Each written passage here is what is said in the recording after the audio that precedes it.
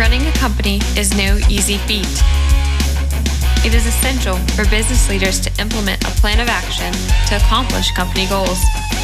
Welcome to the Forge Ahead podcast, where we will be discussing how business leaders effectively strategize for success. All right, let's talk business.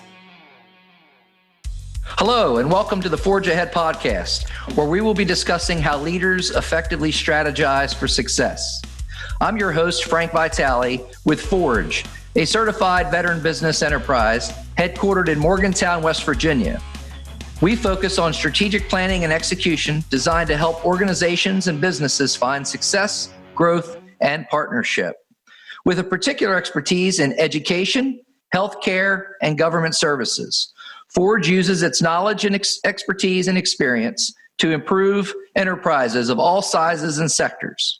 On this episode of the podcast, I'm joined with Christine Miller, Superintendent of Taylor County Schools, and Matthew Knopp, Assistant Principal and CTE Coordinator at Grafton High School, to discuss career readiness strategies and career technical education programs in their community.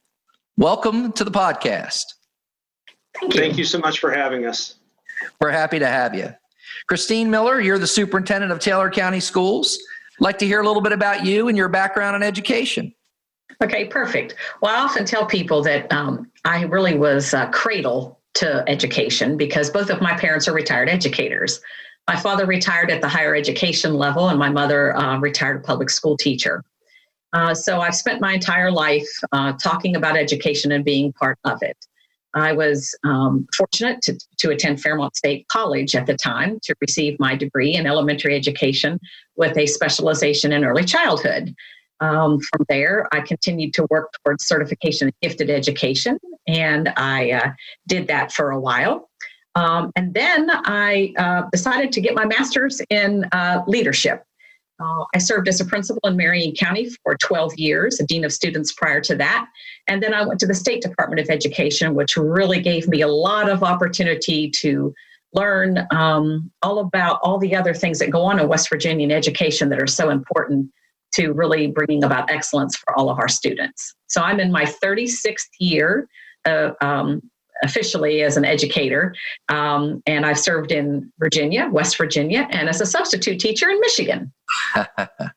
Well, that's great. Well, it's certainly nice to have you on the podcast, and we know each other, and I'm a big fan, and you're doing great things. And quite frankly, I think your background, having been in different areas of education, different states, really strengthens you and makes you a wonderful asset to your community. And there's no doubt about that. So thanks for being with us.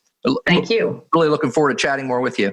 So Matthew Knopp, you are the CTE coordinator, and I know that's a passion of yours. So tell us a little bit about yourself and your background. Absolutely. So I grew up in Jackson County, close to Ripley, West Virginia. My dad was a minister, so I came from a ministry type family. So I was always impressed of how he could motivate his congregation. So in high school, I kind of had the dream that I wanted to also motivate individuals, and in this case, young people. I had the opportunity to join FFA, which is a branch off of the agriculture program within CTE, which really instilled a lot of values and leadership characteristics in myself. So I did choose to go into education as an agriculture education major, where I was able to receive my bachelor's degree in agriculture education. I then taught at the Wood County Technical Center for 3 years, leading that specific program, and then moved to Harrison County and was able to take over the South Harrison Agriculture Education Program for 15 years. On the way, I received my master's in leadership and education from Salem. And this year, I chose, I look at Taylor County. This is a great county. There's a lot of good things going on. I'm very appreciative both of what the superintendent does as well as the shoemaker here at the high school. So it was a win-win for me to jump into the leadership portion. A big part of that, of course, is my involvement with CTE here at Grafton High School. But it's really nice to be here. Thank you for having me. Absolutely. One of the things that interests me about what you're doing is my work and that of Forge with career tech education. We spent about 18 months working on an initiative called Career Readiness West Virginia. It involved 2 phases and 21 counties. And so, which was a little bit more than half of the overall population, and about 53% of the student population or so was involved with that process. And so what I found in traveling throughout the state and conducting, dozens of meetings, working in conjunction with chambers of commerce and hundreds of businesses in that process, private employers, public employers, governmental, military, and so forth, is there's a substantial need, first of all, for a skilled workforce. And we're finding during this global pandemic that an unskilled, unfortunately, those that are unskilled are really the ones being mostly devastated from an employment perspective by this pandemic. Those with skills and certifications and credentials are much more likely to survive and keep their jobs and stay employed. And so with West Virginia's many challenges that we have, while improving, having the lowest workforce participation rate in the nation, there's a lot of opportunity, as I like to say, to improve and to change things around and to get it right. And you all, Taylor County, and thank you for participating in our Career Readiness West Virginia initiative. It really was a sign to me of your leadership and dedication to improving and recognizing the opportunity that was in front of you. So again, that gives some perspective to our podcast today and our topic of CTE. And so one of the things, though, that was so critical is really understanding the needs of the employer base and the local economy in each community. West Virginia has 55 counties, as you know, and I found in the 21, especially that we worked with, that they were all unique in of their own. Some were mostly contained, meaning that most of the people in that community lived and worked and worshiped and raised their families in that county and didn't really stray much from there. Then there are other counties, of which Taylor County, in my opinion, is one, where there's a lot of ingress and egress. There's folks that due to the quality of living and the quality of life that Taylor County boasts, people live there, but maybe they travel to other counties to work because of maybe better opportunities for some, different opportunities for others, necessary opportunities for many. So learning about those economies really was a critical element of what we do. So if we understand the workforce needs, then as educators, we can be involved in helping support those. So thank you for letting me have a little bit of a monologue there. But what I'd like to do is, based on what I've just discussed about the economy and the community, Superintendent, I'd like to ask you to talk a little bit about Taylor County, Grafton, the economy as you know it, and then Matt, I'm going to turn to you and ask you about relationships and corporate partners and business partners and so on and so forth that you specifically work with in CTE. So Mrs. Miller, I'll turn it over to you. Okay. Well, when I first came to Taylor County, I knew there was opportunity here. When I grew up in Marion County, we always came over every Memorial Day weekend for the big Memorial Day parade, which gave us a real introduction to what Grafton itself had to offer at that time. And of course, Tigert Lake is there, which offers recreational, but it also offers business opportunities. And it was it was a perfect time to come, because I could also see that just right next door in Harrison County, there were going to be some opportunities to start exploring what we could do to support our students, to think about how we could train here and live here. All of us as parents would like to be able to keep our kids as close as possible. And, we talk a lot about the West Virginia economy, that there's not a whole lot for young people. But I think we need to look at it differently. I think we need to look at what are those skills and what are the businesses that are around us, and how can we take those skills and work with our students to show them that whether you go to, let's say, Pierpont, or you go to WVU or Fairmont State, how do you take that degree or that certification and help you be able to be successful in what we have to offer? And not think so much about, well, how do I get out? What are those opportunities outside? Because there are a lot here. And that's really what kind of started us thinking about, so how can we innovate in a way that we can help our students understand that they can train here and they can live here. So that's what a lot of what we've been working on over the last year or so. And I think that the pandemic, like you said, has brought that to the front, that not everybody has to have a 4-year degree to be successful. There are a lot of opportunities that are sitting around us, and we need to be able to bring those to our students and let them see those and understand what they can do with those various interests that they have. So I think we're right on the cusp of doing some very unique and great things for our students. Yeah, no, I agree. I'm with Superintendent Miller is discussing a little bit about Taylor County and her area. Let's talk a little bit about industry. What are some of the companies and industries that are represented in your area? So we have, of course, we have Lear Mine, which is a large employer in the area. We have Tigert Lake that provides seasonal employment, but it also provides employment year-round at the lodge and other things that are there. We also have small businesses that are starting to make downtown very different and look very different.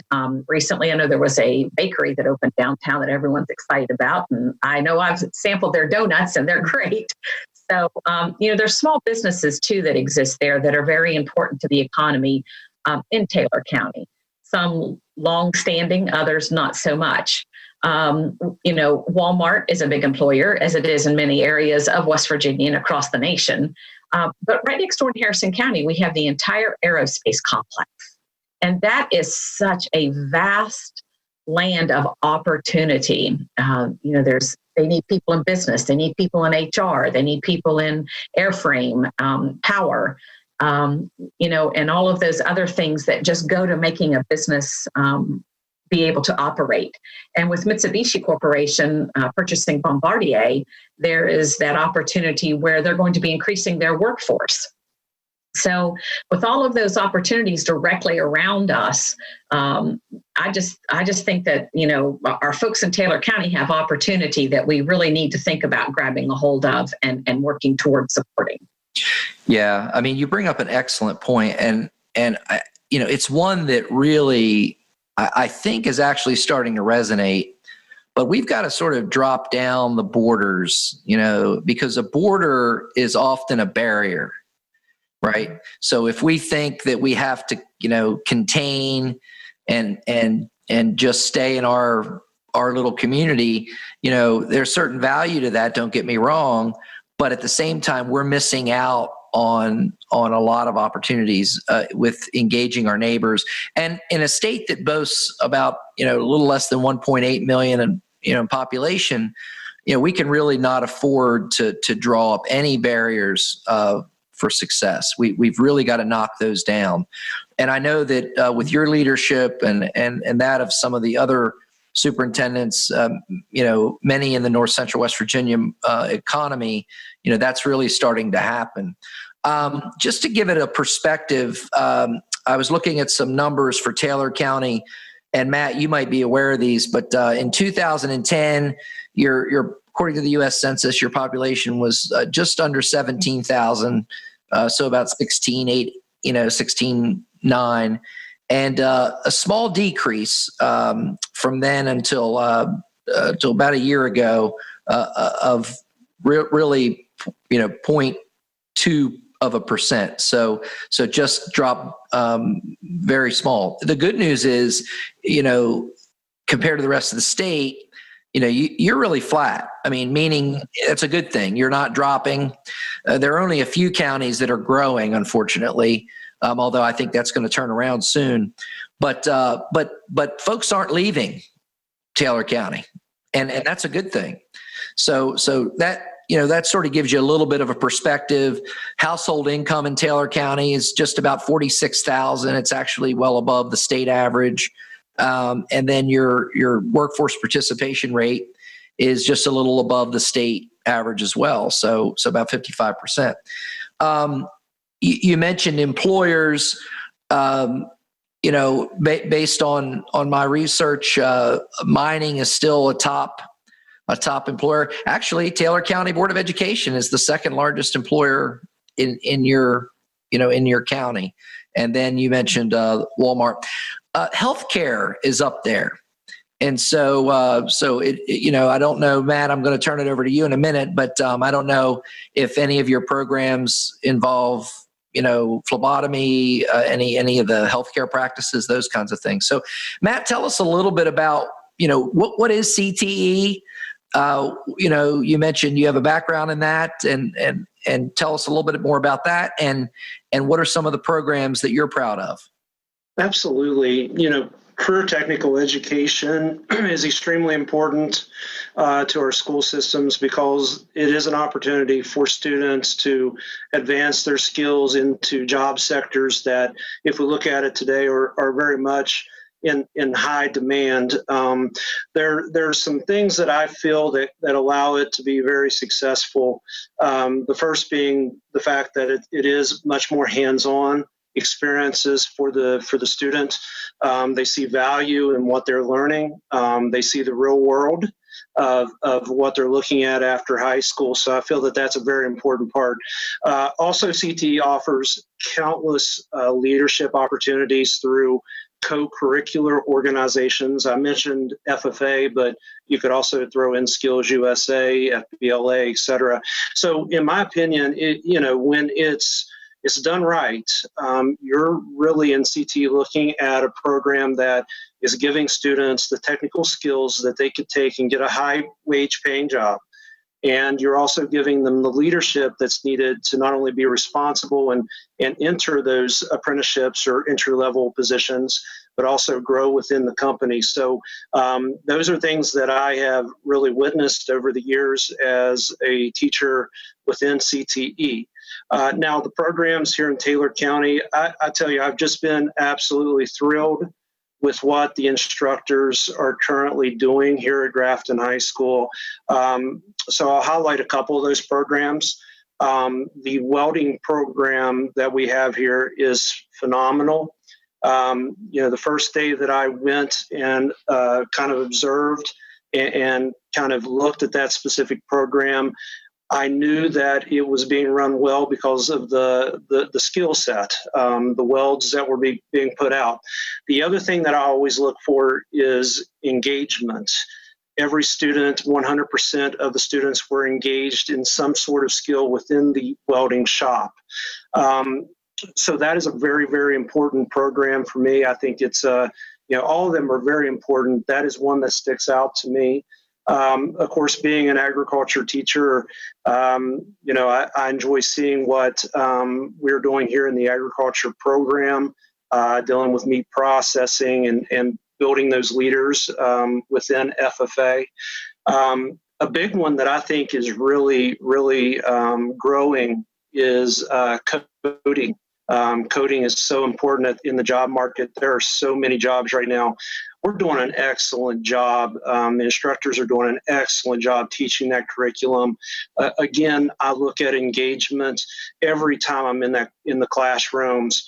those students are engaged in their work. And I tell you, it's just been a thrill to be a part of, being a teacher, but now stepping into on the other side of things, to see what these programs are doing is just wonderful. Just to mention a few others, just so I don't leave anybody out, we do have a Pro Start program here. They do an excellent job as well. What a wonderful group. And we do have building maintenance and carpentry. And I know that they're getting ready to move 3 buildings out that they created that they're selling to the public. So they're very active programs. The big one that you touched upon was health. And we know WU Medicine, about 45 minutes away from Grafton, they're one of the top employers, if not the top employer in the state, as well as Grafton Hospital is here. We do have a health program as well that focuses on the clinicals and providing those students a chance to go through that program as well. So those are some of the programs we have. I won't continue to talk because I'm sure we need to touch upon other things, but it's just a thrill to go through and see what they do with their students every day. Yeah, no, that, and the truth is, you could keep talking because there's so much positive things going on. One of the things, and I'm going to ask you both to comment on sort of what you're doing to address this at your level. But one of the things that I found in my tour of the 21 counties was that in some cases the CTE programs were sort of being established without much input from the employer base, and the problem with that was that there appeared to be a disconnection between what the job market was and what the need was from a workforce development standpoint and what the education community was producing. Now, I'm going to come back to this, but when I talk about the education community, I don't just mean P12. I also mean the continuum. So the community and technical college system, as well as higher ed. And there just appears in many cases to be that disconnect. And so I'd like to ask, and I'll invite you, I'm with Superintendent Christine Miller and CTE leader for Taylor County, Matt Knopp, on our podcast today. And so Christine, please tell me, what are some of the things as superintendent, at your level that you're doing to make sure that you're listening to and partnering with your community leaders? So one of the things that we're doing, and it really boils down to being part of the Innovation Network with the School Practices Network. That's a national organization. They kind of gave us some push in the direction to reach out to industry in our area. Tracy Miller, who's a great leader in the aerospace industry and really promotes that area a great deal. She and I were both members of AAUW here at one time. So I just kind of took a leap of faith and I reached out to her and started talking to her about those opportunities that were there. The folks at Pierpont had reached out and said, why don't you come over and take a tour? So I did. And it was wonderful. And that was with their original director. And now they have a new one who is really starting to expand offerings even for our high school students so that they have the opportunity to actually start their program with them as juniors. And then by the time they graduate, they have a portion of that program completed, whether it's in power systems or airframe. And so it was just something that I started reaching out with. And at the time, our board president, Pat Tucker, was also a great support in that. And of course, he also serves in industry in Harrison County and could see what opportunities were going to be around that industry in particular. Well, at the same time, the State Board of Education took a look at Policy 2510 and determined that we needed to think about how can we push down back to even our elementary level and provide some looks into careers that existed in our areas, and then start putting together those partnerships. So we have been very fortunate that the aerospace industry came together with us. We had the one meeting with them, and we're going to continue with Frank's help to continue that relationship and build that piece for our students, because they gave us ideas about, even though the pandemic's here, they could do videos, and our kids could tour their facilities through video. And, even down to kindergarten, that's the most exciting thing. And a lot of folks who live in Taylor County are serving in that industry right now. And they have so many ideas, so many. By the way, little did we know a year ago how common a virtual tour would be. Yeah, exactly. So we're really working on that, but also looking at the cross sections that exist, and we have to break down those barriers, like you said, between P12, our community technical colleges, and our higher ed institutions, because for so long we've operated in silos, and we can't do that anymore if we really are going to change what the outlook looks for, not just our students, but our economy in general in West Virginia. If we're really going to diversify, then we need to start breaking down those walls and those barriers between them. When I went to school, it's all about getting that 4-year degree. As my kids were going through, we went through that swing where we were all still going to college, but then we dabbled a little bit about looking at career tech. But we really have never developed it, I would say, until the last few years, about how it's okay if you don't want to go to college, because there's all these other opportunities.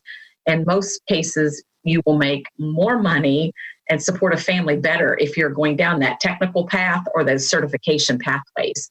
So I think that we need to stop siloing ourselves, and we really need to move ahead and break down those barriers so our kids can see all those various opportunities that are there for them.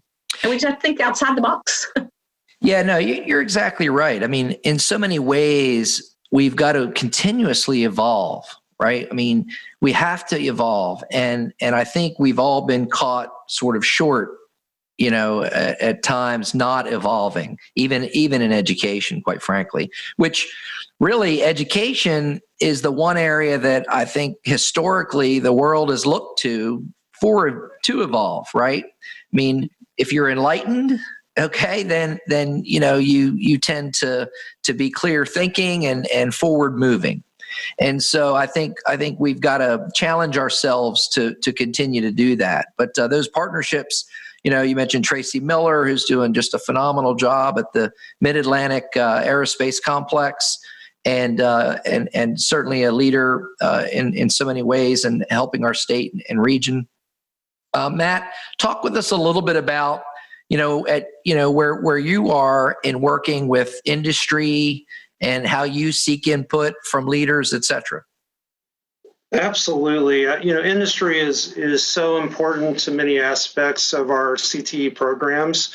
To look at in detail what we do here in Taylor County, we do have a school advisory committee. That specific committee is made up of medical experts. It's from the Extension Service at WVU.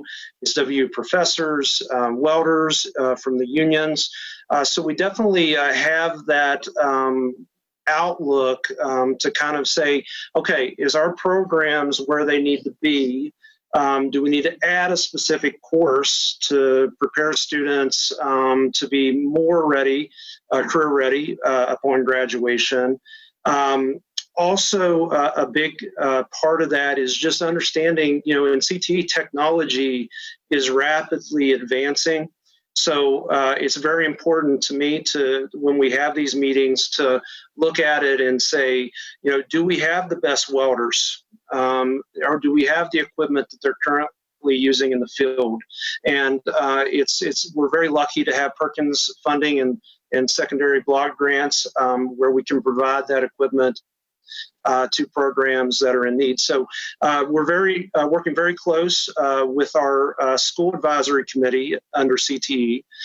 Each specific program has to also have a craft committee made up of specific individuals within their trade, and they can actually, those sectors actually gain more valuable information. So going back to the welding program, my instructor came to me the other day and said, look, we really need this piece of equipment. This is how they're using it currently in the field, and my kids aren't prepared for this upon graduation.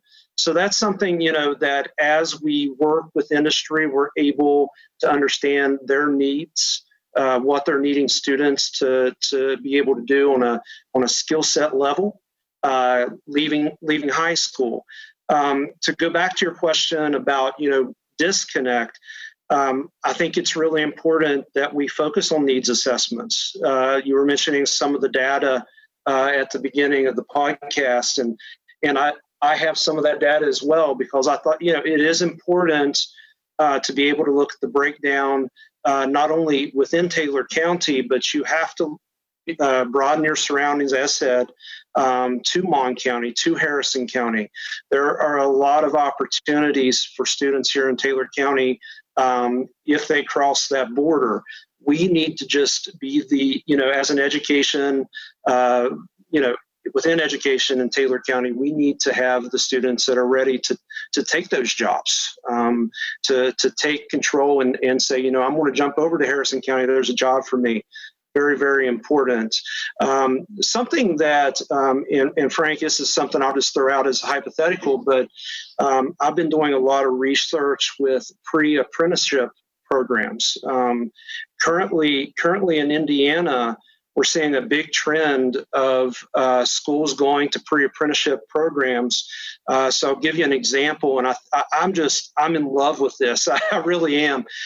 We have a district in Indiana right now that is partnering with 16 businesses, and within those 16 businesses, they're basically having a pilot program where 30 students are being spread within those 16 businesses.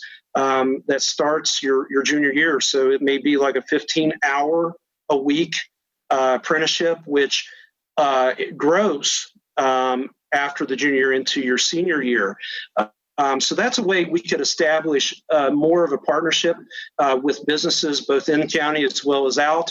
I talked to a good friend, you may know her, Heidi Griffith, down in Harrison County.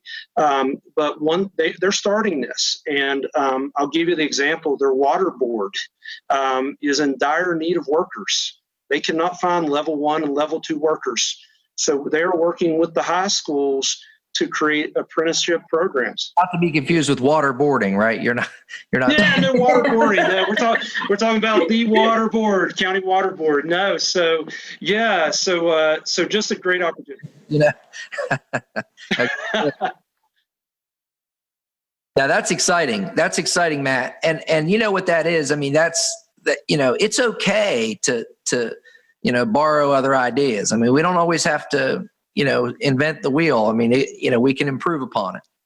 And I think that's a great point. And looking at what other areas are doing. And quite frankly, I think sometimes our pride gets in the way and we don't want to do it because somebody else is already doing it. And I think we owe it to our kids. We owe it to the future of our state to be better than that. And to really listen.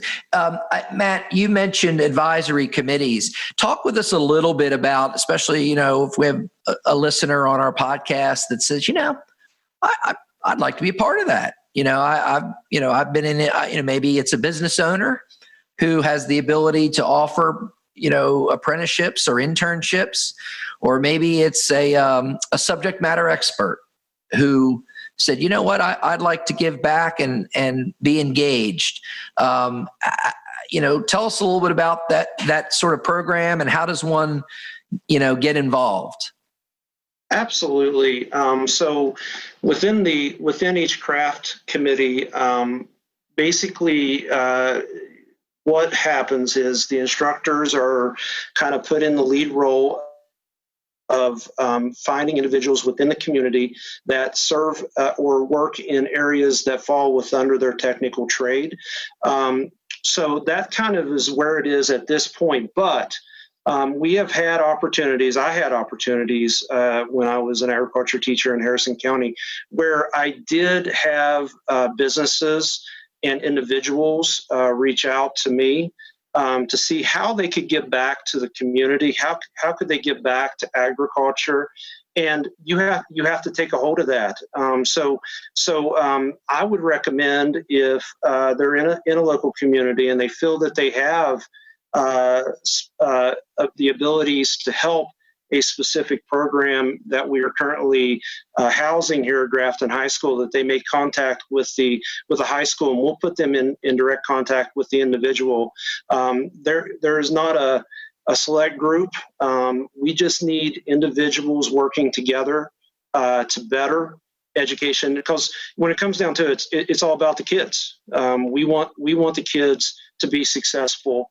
And so whoever can be a part of that and is willing to help, it may be somebody we're just not aware of, but if they reach out to us, absolutely, we would love to have them as part of our growth here in the CTE programs. Yeah. Superintendent Miller, any thoughts from you on how business leaders and industry leaders might engage? Yes. One of the big things as we're looking towards 21-22 school year and the opportunities that are going to exist where we are breaking barriers down about minutes of instruction and the things that we're able to do with our kids, the opportunities just to come into our schools, virtual tours of their places, helping us understand what are those skills that our kids need to have. We talk about executive functions a lot in education. Those executive functions transfer to the workforce. So when we start looking at those kinds of skills and things, I think that together we can work on developing programming that's appropriate as we move through our P12 system, and talk about, okay, let's just kind of do a little introduction here, but let's go a little bit more in depth at this level. And how can we bring those folks in to demonstrate those skills and talk about those? Because I think for far too long in education, we've always been the purveyor of knowledge, but we've not allowed our kids really enough time to apply that knowledge that they're learning. And coming from that gifted background, I see that big disconnect all the time. Our kids learn, but we don't ever offer them opportunity to apply and demonstrate those skills in real world applications. And the time is ripe right now. We've got to move in that direction. And I would love for anybody that would like to help us put together what that would look like across our grade levels and breaking some of that down so that we're not just up there purveying knowledge, but we're actually allowing our kids the opportunity to learn and grow their own interests. And how does that translate then into something that they could do in the future?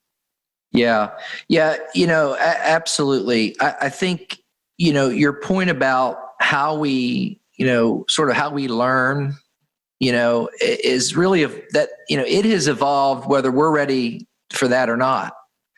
It's funny.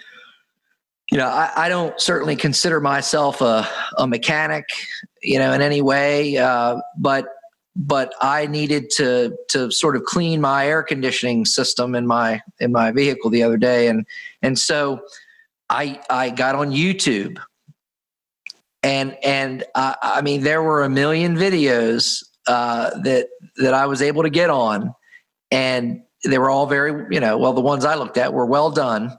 And in a short period of time, I learned how to do something that I could have, paid a more skilled person, certainly, but a substantial amount of money to do for me.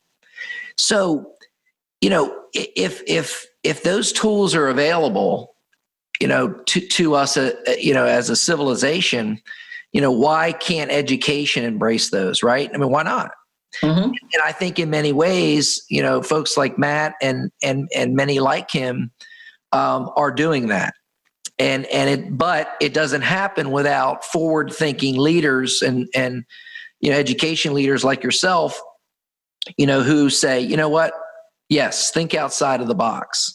Let's embrace industry.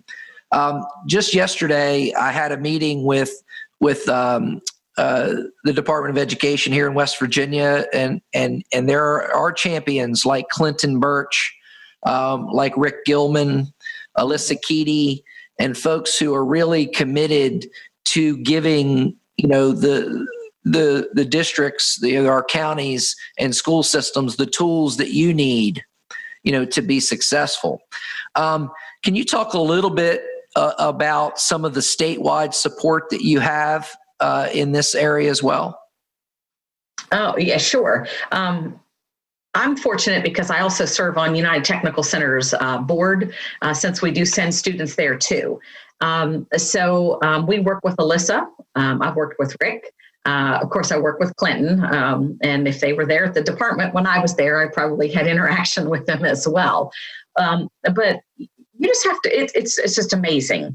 You just reach out to them and you say, hey, I have an idea. And they start working on thinking about, okay, so how can we make that part of a program that can continue our kids to be a completer down a pathway? And I know Matt can speak much more eloquently about the pathway system, that we have our kids in. But one of the things that I keep hearing in my own mind from Clinton and from Rick is the fact that we have to start showing our students at an earlier age what those opportunities are. When I went through school, I was so lucky because I was the first group of females that got to take drafting when I was in 7th grade. I thought that was the coolest thing going. I didn't have to do home ec, so that was like, yeah, it was a win. And I've seen it cycle though several times to where, we went back to, well, we're doing it this way. No, let's go back this way. And I think now is the time that we just say, okay, enough of cycling back through. Let's figure it out. And I think Rick and Alyssa and Clinton are right there ready to take anybody who's willing down those pathways. And it's great because you just pick the phone up and you call, and they're more than willing to talk to you and figure it out with you. Yeah. And Matt, how do you engage statewide resources?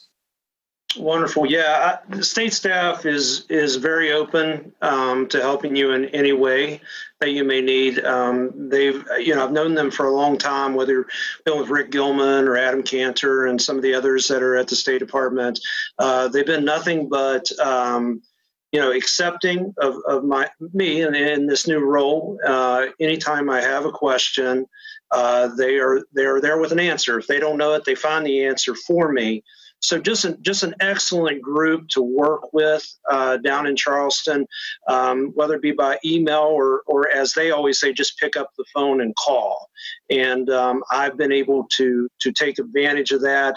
We have also had the opportunity to kind of discuss, different programs and different coursework and kind of that would kind of meet the needs assessment of the county. Rick Gilman is excellent at looking at curriculum and trying to form a specific curriculum that would meet the needs of the different programs that we have here in Taylor County. So I'm just what Christy had stated. They're willing to help along the way at any point. And as long as you collaborate with them, they are there, and definitely they've been a big help to me over the first part of this year. Yeah, and I'd just like to, if I could follow up too, I think that there are some exciting things that are going on across the state, and they are like that bridge for all of us to learn some of those things.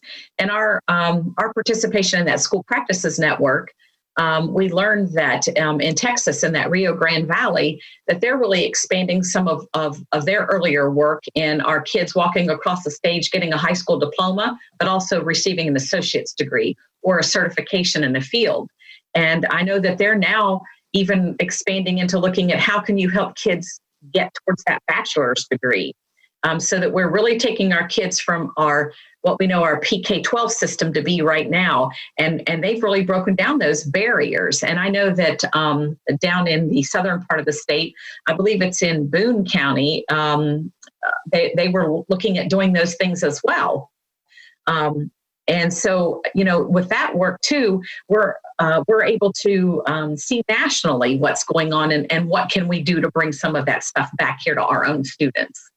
Yeah, I mean, I think, that takes us sort of in another area that I promised to get back to, and that is, the community technical college system and how we engage and collaborate with the 2-year schools as well as, higher ed. So it doesn't have to be one or the other, right? I mean, it for far too long, and I can remember in my own formation as I matriculated, it seemed that way. It was, I either picked one path or another. And for heaven's sakes, I recall being sort of thrusted into that decision in like the 5th grade or something. So, okay, let me get this right. Now I've got to make a lifelong impactful decision at the 5th grade level. I mean, it just seems ridiculous looking back at it or on it now. But it for me, that was my reality as a student. I don't know about yours, but you were either going to go, college bound or career or technical trade or tech trade or what have you. So and it was one or the other. But we know better now. And so I guess that would be the next sort of area I would ask for your comments. And, from a dual credit standpoint, talk maybe a little bit about the dual credit programs that you either have or are working on. Some of the, maybe community technical colleges, you mentioned Pierpont earlier, that you might be working with. And, how does that work now, and what are your goals for the future? So we do offer dual credit at the high school in many areas. And that works well for our students. I mean, it really does. When you think about the cost of higher education today, if we can offer that opportunity to our students while they're still in high school, it really pays off, and we see the dividend on the other end pay off. We find that our students stay in school and they matriculate to a degree or certification of some kind. So it's a wonderful opportunity. And I think about Pierpont. I know that, Pierpont's gone through many changes, but Dr. Johnny Moore that's there right now, what a terrific ambassador for the programs not only they offer, but what do community and technical colleges offer. I know the first year I was in Taylor County, we had the opportunity to have a meeting at Grafton High School where I was able to speak to him and a now retired professor, Dr. Baxa. And I know that they were excited about the opportunities that we could start working on. And it seemed like we were starting to go that way, and then the pandemic hit. So I know that's a relationship that we've got to start working towards, because we need to bring those folks into us, and let our kids see those opportunities and hear those opportunities as well. But I think one of the things that you really touched on, Frank, was about that, we used to only have one choice. You either went college pathway or you went the tech pathway. And we have evolved. And I think that we need to continue to evolve and make sure that we're not forcing a kid to make a decision back in 5th grade, because we now know that's not appropriate. Let's give them more information. Let's let them decide. Let's let them experiment. And the whole idea behind apprenticeships, what a wonderful way for our kids to decide, oh, that's the way I'd like to do it. And I can think back to a young lady that graduated last year from Grafton High School, who came and did some work at the board office. She found out quickly that what she thought she wanted to do, no way did she want to do it. And I think we owe that to our kids. Let's give them those opportunities. Let's provide them those work opportunities so that they really have the option to explore. But we can only do that if we continue to reach out to folks like Dr. Moore, Myrta Martin, who's the president of Fairmont State. What are those areas too that they might have that is only an associate's degree, but pays big dividends in the end for our kids? So I just think that we need to continue to break those barriers down, get them involved in the conversation more, and provide those opportunities to our kids. And I know Matt probably could speak some more about those pathways and what that looks like, for our kids currently, and then what we could think about doing in the future. Yeah, Matt, from your perspective, what's your experience with integrated pathways? Yeah, so basically, being an agriculture teacher, we do have a specific role within that educational platform of having what's called supervised agricultural experience programs. And students have different selections. They can use the knowledge base that they've learned in class to go into an entrepreneurship type of program. They can also work in a specific job in a placement, or they can do some research and experimentation. So giving students an opportunity, what I've seen is a lot of growth and a lot of partnerships within the community and with students within the program. To go back to looking at dual credit in Pierpont, I did want to kind of touch upon that. We're now working with Katie Beck, which is new at Pierpont. We are now focusing in on, I'm working with the counselors here at Grafton High School, really focusing in on those dual credit courses that are currently available to students. So we're kind of gathering data and looking to see if that's something that we want to pilot and try to work with going in the future. We also work closely with Edge Credit with some of our business courses and Pro Start courses to allow students to gain some college credit before they would leave high school. So, working with Pierpont and other institutions, extremely important to allow students and also to allow teachers the opportunity to get that experience working with the collegiate side of things as well. Yeah. We talked earlier about barriers and breaking down barriers so that we could really self-actualize and kind of get out of our own way and let good things happen. And I think about, historically how, each area of education, if you will, sort of worked, on its own, in its own silo and did its own thing.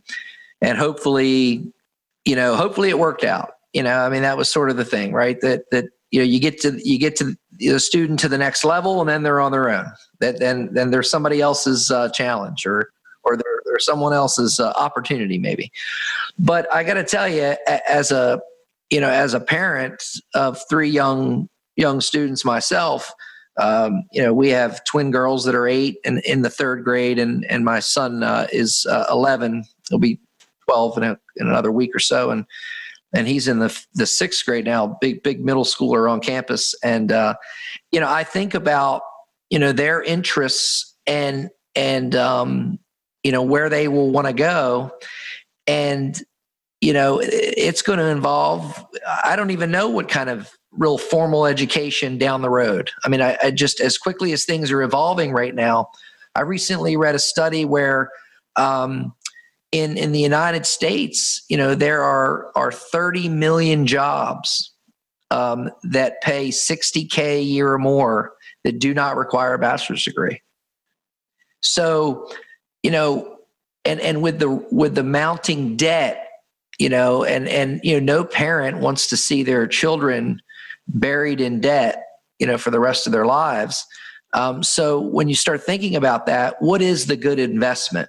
So as we start to sort of wrap up and bring our episode home, Matt, you've been talking about agriculture, and so I want to sort of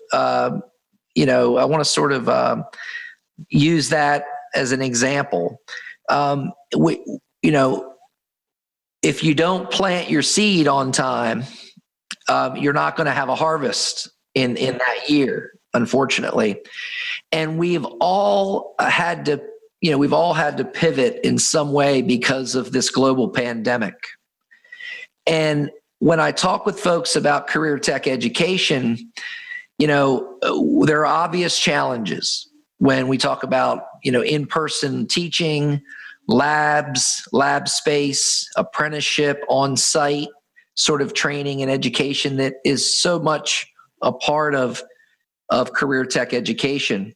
And the challenges, I sort of sometimes get that heavy feeling that some folks say, let's just get by until next year. But the problem is, if we don't, we've got kids graduating. We've got kids that their futures are on the line. Their livelihood is on the line. Their ability to get a good start in a career is on the line. And I don't think, and I get a little passionate about this, I don't think it's fair or right to just let's get through this year. And, we have to find ways to give our students every day that we can the very best experience we can and give them every advantage we possibly can, or at least opportunity. So I'd like to take a few minutes from each of your perspectives to talk a little bit about how you have pivoted or intend to do so, particularly when we think about our graduating seniors, to ensure that they have every opportunity to complete their education and training and have opportunities to actually, enter the workforce as prepared as possible. And Matt, we'll start with you. Absolutely. So, this is a struggle across all of education currently. But as you said, Frank, in CTE, when we're dealing with skills and creating those mastery levels within each of our students, it is a very much a challenge right now in education. I can tell you from Grafton High School standpoint, the teachers are very passionate in making sure that each of their students, I'll call them completers. So the completer students this year, the ones that are completing their program, not only, they're paying attention, of course, helping all students within their courses, but I see a lot of passion and a lot of extra work going into attempting to allow those students the opportunity and time to develop those skill sets. I'll go back as an example with the welding program. There are a lot of kids that when I'm visiting up there, they were stating, we're worried we're not going to get our certifications. What are we going to do? We're not here. And we have some really good leaders in our county, between Ms. Shoemaker, the principal here, and Ms. Miller. They made arrangements where those kids could donate some time, and the teacher was willing to do so, where they got extra lab time to complete those skills outside of that little short amount of time that they're here currently. I'm seeing that in other programs, like our business programs receiving their certifications in the Microsoft applications.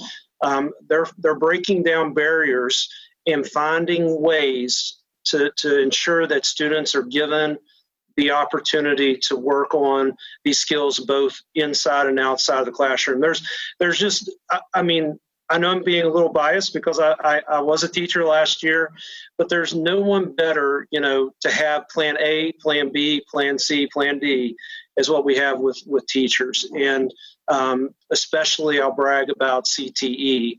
CTE is ever changing, and it seems like our instructors are always up for the challenge.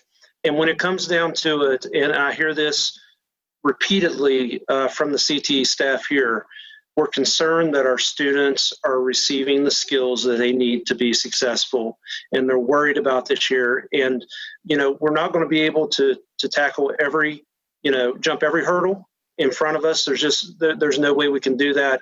But they are, in our meetings, and they are collaborating and trying to figure it out. And I think, the good thing is the kids see that, and they are taking advantage of it. So I have liked, it's a hard question. I wish I could say, we're back 5 days a week and kids are working in the shop or on a computer 5 days a week. But of course, that's not reality at the moment.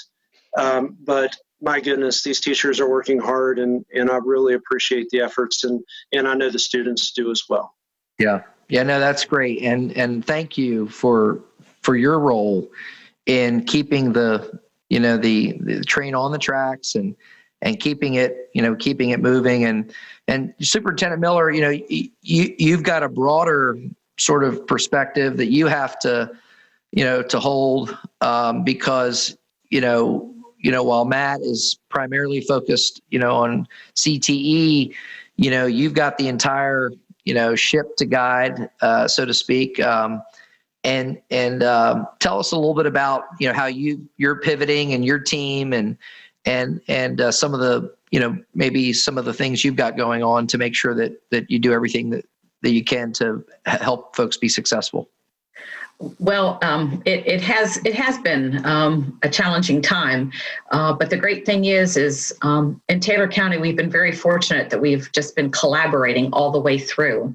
We have a great group of dedicated educators that have been serving on our own task force and really putting together the differing plans that we need to think about as we're working towards closing those gaps that we know that our students have based on last spring and when we were shut down.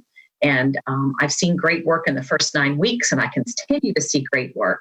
We have parents that are now serving with that task force. In fact, we have a meeting this evening at 6:00 to come together again to continue to discuss ways that we can provide more opportunities for our students, even in this environment that we have. We went to a one-to-one initiative this year with iPads. We still have the same issue that everyone does across the state of West Virginia, which is broadband access. We don't have it in every area of our county, but we're working towards other solutions to be able to provide that. And the state has worked very closely with us in giving us the opportunity to have the Kids Connect sites at all of our schools, as well as at Taggart Lodge and our Taylor County Library, where parents can take their kids and they can, do lessons there. Our teachers have gone so far as to trying to find ways to upload things with the kids while they're at school so they can take them home and they don't necessarily need that access to be able to complete some of the work that they need for them to do. We're all learning, but I think as we're learning and as we're pivoting through this, we're becoming better. We're becoming stronger. And I think as we continue to move through this, again, we have to look outside the box. And we cannot constrain ourselves to our thought processes that we've always had in education up to this point. This is 2020, almost 2021. It is not 1967. The rows, the teacher being the only purveyor of the knowledge, the fact that we're going to do 20 to 50 problems a night in math that just regurgitates things instead of that application. We have to continue to move towards that, because if not, public education is not going to be that shining beacon of hope that everyone has held it to be for so long. And I think this has given us the opportunity to do some of that thinking and say, oh, that doesn't work, so let's back up and let's try it this way. And understand that out of that failure that we feel sometimes truly is building towards success and excellence, not only for our students, but for our staff as well. And I just think that that's the message that we need to start resonating in public education, that we're going to make mistakes, but out of those mistakes are going to come success. And if you stay on this journey with us, it's not about that destination, but it's about this journey that we're taking together and learning how we can provide the best for every student that we encounter every day. Yeah. So unfortunately, I've got to keep talking because that's a drop the mic moment there. Where you really nailed it, and any words of mine will be fruitless after that. Yeah. So you said something, and I sort of lit up there. That beacon of hope. It's interesting. Education, in my mind and experience, is the great level playing field. And I think about my own experience. Neither of my parents finished high school. And so, not only am I the first person in my family to go to college, but I'm the first person in my family to get a high school diploma. And so, for me, education was that environment, that place that you could go and you could level yourself, and you could compete and come out on the other side, in a way that represented the hard work you put in for the most part. And certainly, we know that there are non-educational factors that our students deal with. And unfortunately, those challenges are great. And when we look at our own state with, the opioid crisis, and certainly notwithstanding a pandemic, nutrition and food, access to broadband. And unfortunately, all of those very, very important non-educational factors have also been disrupted in addition to traditional education during this pandemic. And so we could probably, I would invite you both back at a future time to talk more about, how you are leading through, specifically in these other areas, through a pandemic, and how your community in particular has been impacted. But we won't unfortunately have time for that today. But I'm so excited to hear you say, being that beacon of hope, and quite frankly, because of the pandemic, I think that beacon isn't shining as bright as it is, and not at anyone's fault, but just a lack of access, and my own children, for my own children, at least I can say that beacon isn't as bright because they can't be there every day. They can't engage with great teachers and folks like Matt and feel that passion every day, a steady diet of it, and I mean, there are times that, that we get up in the morning and they say, do we go to school today? They're not sure if that's an in-school day or not an in-school day. And that when I first heard that the very first time, it really was unsettling to me that they didn't know that day if they were actually in school. And so many are dealing with this. And this episode isn't about my family, but I think it's an example of what many families are going through. And so with that, I'll sort of move on.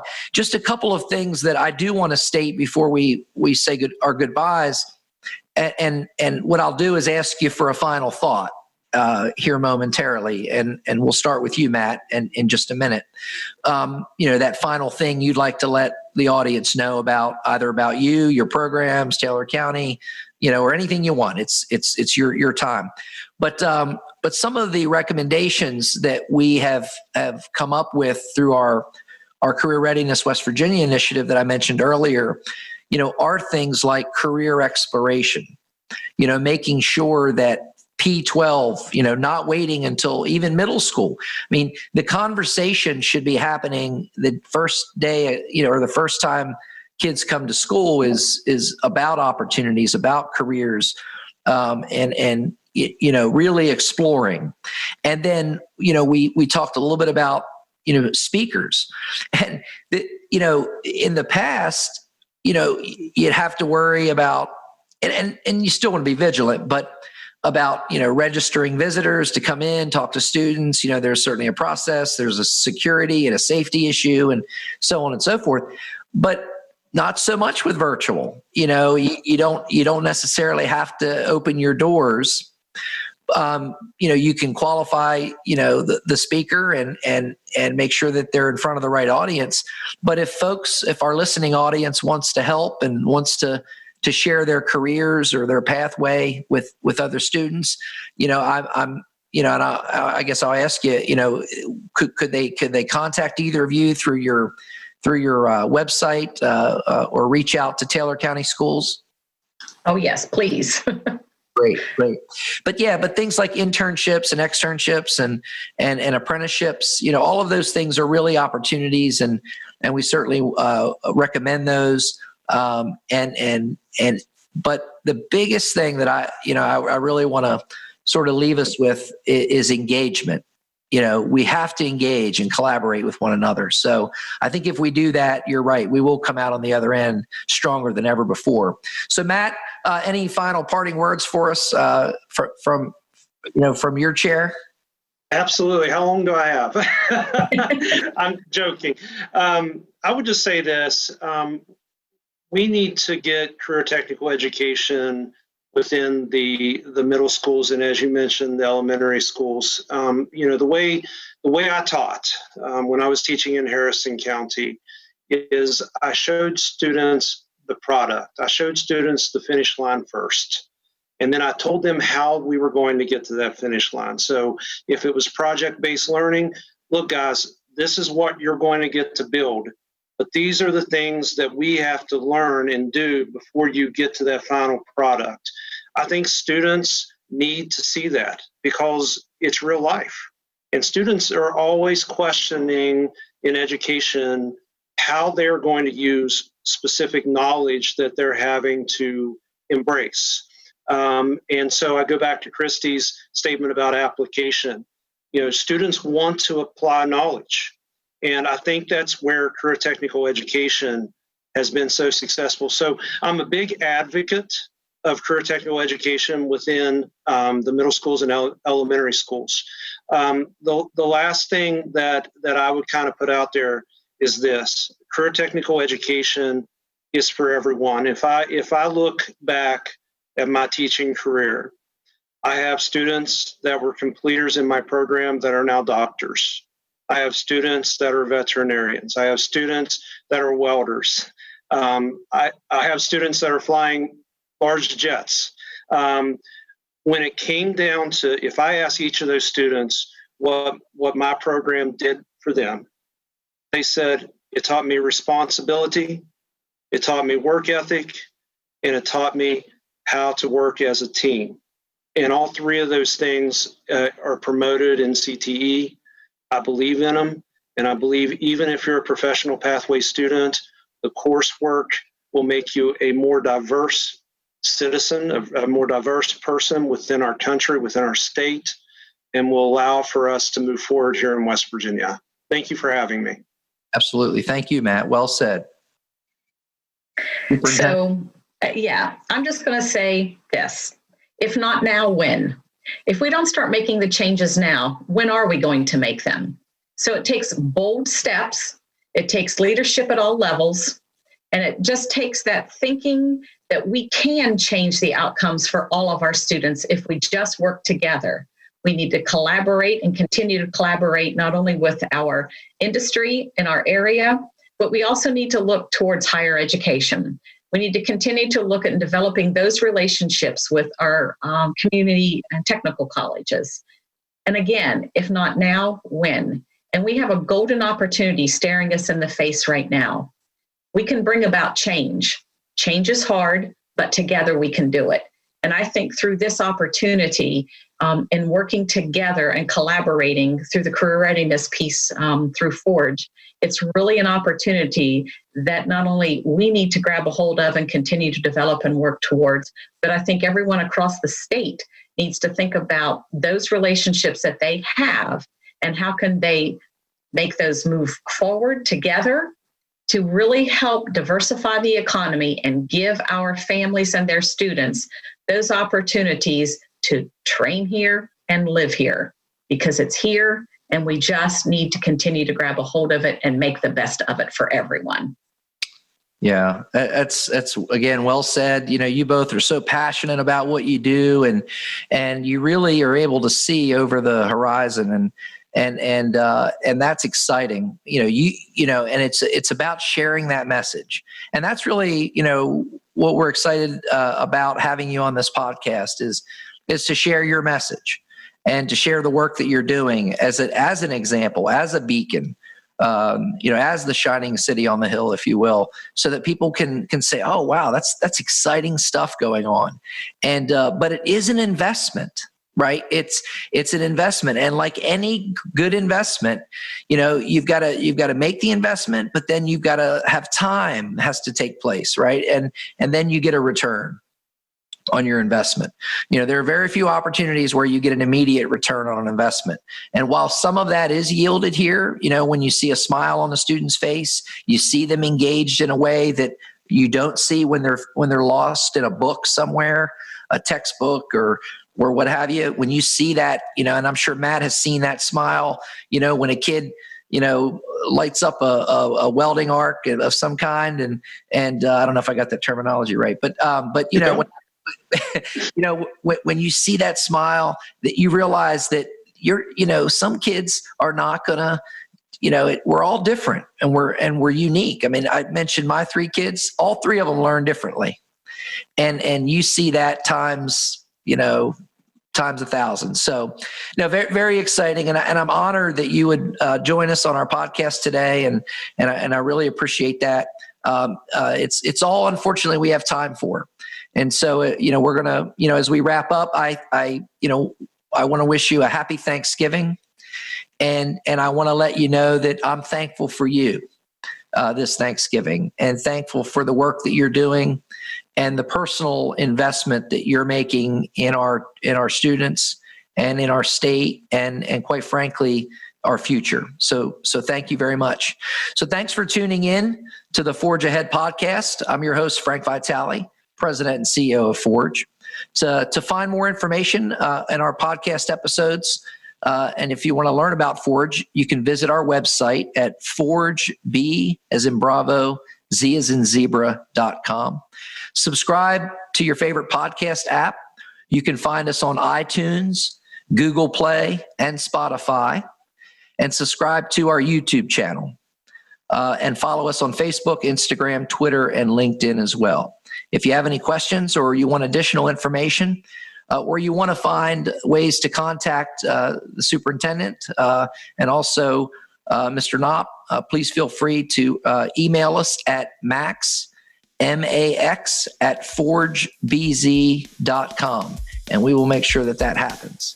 So again, thank you so much, and happy Thanksgiving to you and to our listening audience. Thanks for tuning in to the Forge Ahead podcast. To find more podcast episodes and to learn more about Forge, visit our website at forgebz.com. Subscribe to our YouTube channel and follow us on Facebook, Instagram, Twitter, and LinkedIn. Show us how your company is forging ahead. Tag us on social media or use the hashtag Forge Ahead Podcast.